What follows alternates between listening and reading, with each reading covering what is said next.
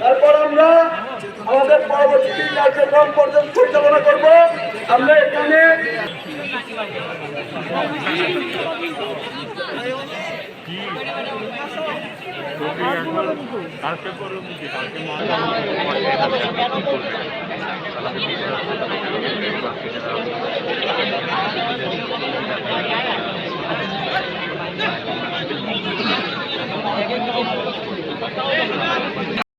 শেষ পর্যন্ত এবং আমাদের যে ভিসি পদত্যাগের জন্য যে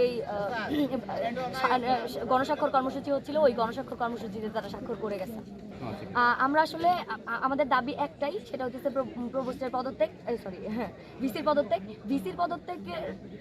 আমাদের এখানে যারাই কথা বলতে আসবে তারা যদি আমাদের সাথে একাত্মতা প্রকাশ করে তাহলে আমরা আসলে তাদের কথা শুনছি। তো মহানগর ছাত্রলীগ থেকে যারা আসছে তারা আমাদের সাথে একাত্মতা প্রকাশ করছে, স্বাক্ষর করে গেছে। কিন্তু আমাদের যে স্যাররা আসছিলেন তারা কিন্তু আমাদের সাথে একাত্মতা প্রকাশ করে নাই, তারা আমাদের সাথে একাত্মতা প্রকাশ না করে এখান থেকে চলে গেছে। তাদের হাতে মাইক যায় নাই কারণ তারা আমাদের সাথে একাত্মতা প্রকাশ করে নাই।